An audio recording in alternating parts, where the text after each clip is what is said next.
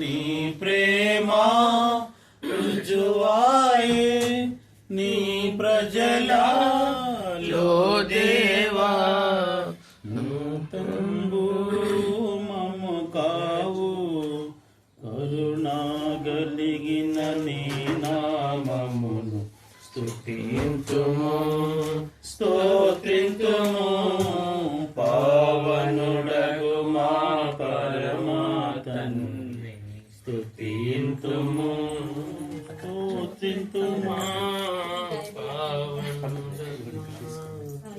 వాక్యం చదువుకుందాం. అపోస్తల కార్యముల గ్రంథం 16వ అధ్యాయము 15వ వచనం. 16-15. ఆమె ఇంటి వారు బాప్తిసం పొందినప్పుడు ఆమె నేను ప్రభునందు విశ్వాసం కలగానని మీరు ఎంచితే నా ఇంటికి వచ్చి ఉండుడని మమ్మను బలవంతం చేసింది. ఆమె ఏం చేసిందంట? బలవంతం. ఈ బలవంతం చేయడం అనేది ఏం చూపిస్తుందంటే ప్రేమ. నిజంగా ఇది ఎక్కడ ఉంటుందంటే దేవుని బిడ్డల దగ్గరే ఉంటుంది. బలవంతం చేయటం అనేది లోక సంబంధంగా ఎలా ఉంటుంది చెప్పండి? బలవంతంగా మత మార్పిడని, బలవంతంగా మార్చేశారని, బలవంతంగా ఏదైనా లాక్కున్నారని, బలవంతంగా ఇబ్బంది పెట్టారని, లేదా బలవంతంగా పాడు చేశారని లోకంలో ఉంటుంది. కానీ బలవంతం అనేది దేన్ని గుర్తుగా ఉందంటే ప్రేమ. అందుకని ఏమన్నాడు పౌలు? క్రీస్తు ప్రేమ మమ్మును బలవంతము. కాబట్టి ఇక్కడ విజయ అక్క కూడా ఎంతో ప్రేమతో, నిజంగా అక్క ఎంత బలవంతం చేసిందంటే ఇన్ని ఫ్రూట్స్ ఎప్పుడు తినలేం మనం ఒకసారి. నిజంగా బలవంతమైన దేవుని ప్రేమ అది. దేవుని ప్రజలు వస్తే, దేవుని సేవకులు, దేవుని దాసులు వస్తే ఆ ప్రేమ హృదయం నుంచి ఏమవుతుంది? పొంగుతుంది. ఎన్నోసార్లు అక్క వాళ్ళ ఇంటికి వచ్చినప్పుడు ఆ ప్రేమ పొందాము. అందుకని ఇక్కడ లోదియా యొక్క అనుభవం ఏంటంటే ఆమె హృదయము తెరిచింది. She open her heart.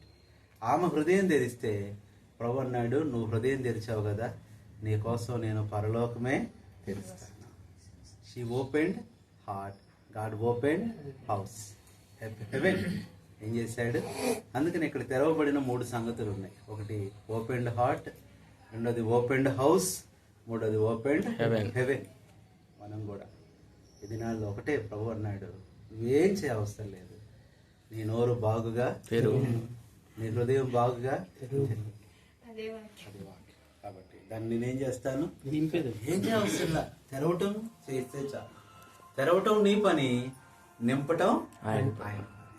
ఎంత బాగుంది. Opening is our duty, filling is దేంతో నింపుతాడు? సమస్త సర్వ సంపదలతో నింపుతాడు, సమస్త ఆనందంతో నింపుతాడు, సమాధానంతో నింపుతాడు, దయతో నింపుతాడు. సర్వభూమి యెహోవా కృపతో.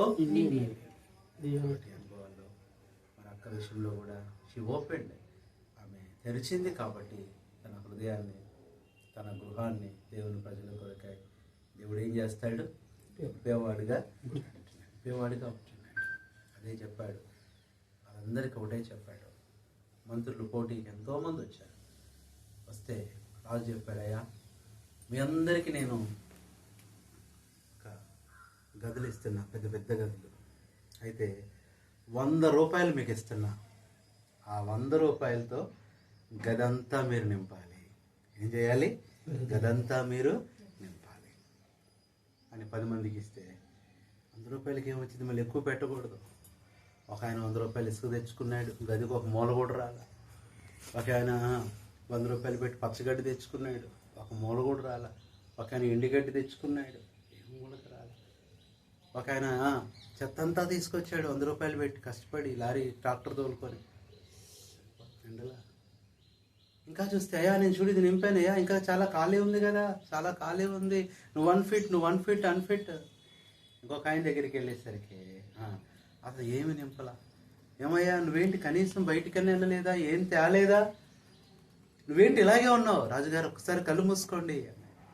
కళ్ళు మూసుకోండి.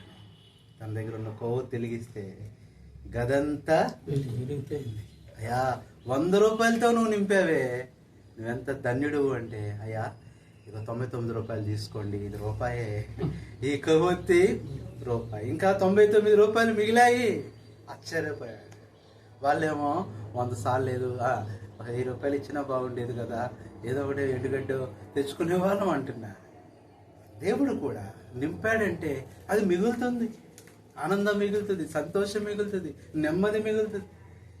నింపుతాడు ఆయన, మిగులుస్తాడు. అందుకని ఎన్ని గంపలు నిండాయంట? 12 గంపలు. ఎంత గొప్ప దేవుడు. కాబట్టి అక్క విషయంలో కూడా ఎంతో అక్క ప్రార్థన చేస్తుంది. అక్క బాధ ఒకటే, తన రక్త సంబంధికులు రక్షణ పొందాలి. గ్రామం తీసుకెళ్ళింది అక్క, వాళ్ళందరినీ చూపించింది. ఎంతో మేము సంతోషించాం. కాబట్టి అక్క వాళ్ళ అమ్మగారు, అక్క వాళ్ళ సిస్టర్స్, బంధువులు, వారికి యేసుప్రభు అంటే ఇష్టమే, కానీ ఇంకా పార్మెంట్స్ రక్షణ, వారందరూ రక్షింపబడాలి. అలాగే మన వినయన్న కూడా ముందున్న దినాల్లో మనతో పాటు సువార్తకు రావాలి. దేవుడు ఆ కార్యం ఈ సంవత్సరం జరిగించినట్లు, అదే రీతిగా మరి కృప దేవుడు కూడా మంచి జాబ్ మారుతున్నాడు. ప్రభు సహాయపడినట్లు, తనకు మంచి భవిష్యత్తు రక్షణ ఇచ్చినట్లు మనందరము ప్రార్థన చేస్తాము. పరిశుద్ధుడైన తండ్రి, ప్రేమ కలిగిన ప్రభువ, నమ్మకమైన దేవ, మా ప్రభువు రక్షకుడైన యేసుక్రీస్తు నామంలో మీ పాదములకు వందనాలు, స్తోత్రాలు చెల్లిస్తున్నాం. ప్రభు ఉదయకాల సమయంలో ఎంత మంచి సమయం ఇచ్చారు. సువార్తలో భాగంగా మీరు ఆశ్రయాలు మరి విజయక్క ఇంటికి వచ్చాం.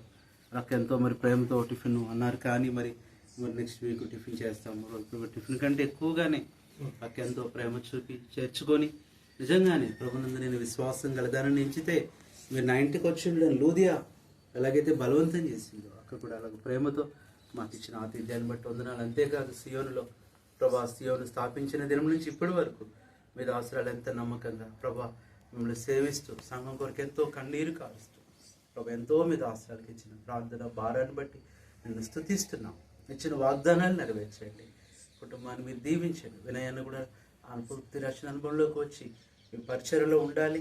అలా చేతి పనిని దీవించండి.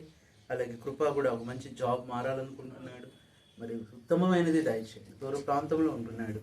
అలాగే ప్రభా తన రక్షణ విషయంలో ప్రార్థిస్తున్నాం.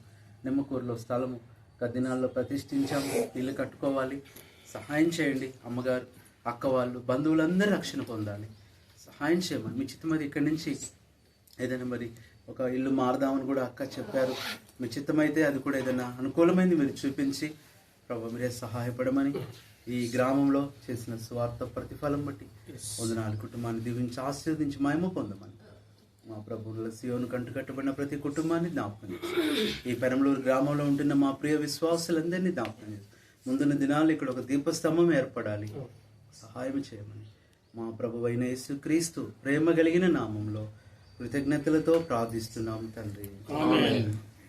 ప్రభు యేసు క్రీస్తులో పరలోక విషయములో, ప్రభు యేసు క్రీస్తులో పరలోక విషయములో ప్రతి ఆశీర్వాదములన్